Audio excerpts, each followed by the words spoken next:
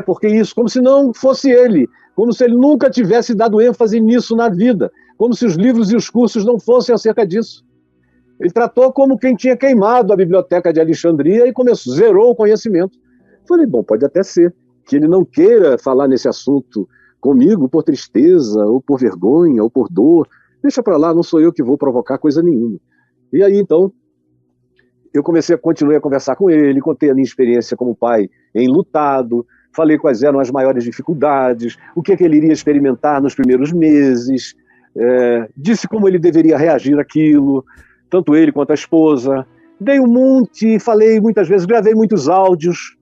Eu ficava angustiado, minha mulher sabe como eu andei angustiado por ele, pela mulher. Eu fiquei com medo que a mulher se matasse, porque a situação psicológica dela estava horrorosa, e ela já era uma pessoa deprimida, tanto quanto o filho, entrou numa depressão. A meu ver, a depressão dela tinha a ver com aquele estilo de vida, vivendo nas sombras, vivendo entre demônios e anjos raros, aquela coisa ali, muita ameaça de tudo. Não tem mente que aguente uma opressão dessa. Ele é uma pessoa a quem eu ajudei algumas vezes, no tempo que ninguém queria ajudar. Agora, eu não sei como é que o Daniel Mastral vive. Eu não sei o que ele faz.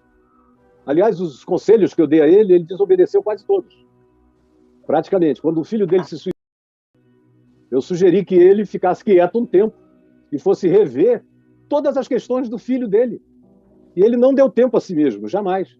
Um mês depois, ele já estava me dizendo que estava fazendo cursos, reunindo a comunidade dele, escrevendo livros, escreveu um livro do diário do filho, e não sei o que. Eu digo, cara, não faz isso, você está fugindo. Teu filho não faz isso.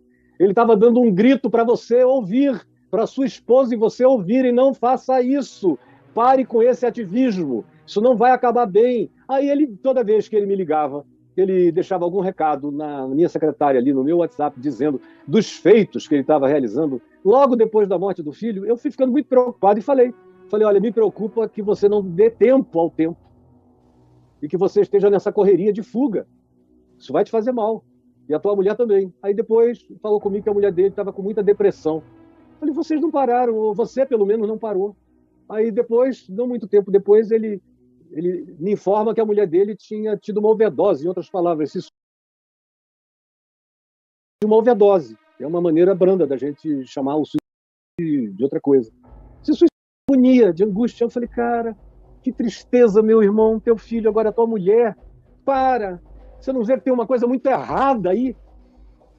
Se eu tivesse um filho que se suicidou daquele jeito, com todos os simbolismos que o garoto dele usou para se suicidar, vinculado às coisas que ele escreve sobre Saturnália e outras coisas mais, no dia da Saturnália, 22 de dezembro, isso e aquilo, e o meu filho fosse para a linha do trem, pusesse o pescoço e cortasse a cabeça, eu não sei, eu ia passar muito tempo querendo entender o que de errado eu estava fazendo da minha vida. E é fácil, num caso desse, você vê que tem exageros enormes, a ponto do filho não ter suportado.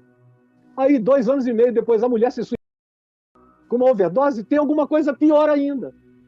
E aí, 1 mês e meio depois, eu falando com ele, ele já estava num pique danado, falando de uma irmãzinha que estava ajudando muito a ele fazer coisas novas, isso, aquilo e tal, tal. Aí eu falei para mim mesmo, I rest my case. Tudo que eu falo para ele, ele agradece, diz que eu sou o único que dou força, o único que chega junto, o único que estimula ele a levantar a cabeça, só que ele não faz nada do que eu sugiro, ele faz tudo o contrário. Então eu não posso dizer que sou amigo dele ou que ele é meu amigo. Ele é uma pessoa por quem eu tenho tido profunda compaixão. Mas acho que ele vive de maneira profundamente adoecida, psicologicamente falando. Acho que é um ser enfermo, doente, que não quer se curar, não quer se tratar. Então, fecha parêntese, por favor, me inclui fora dessa.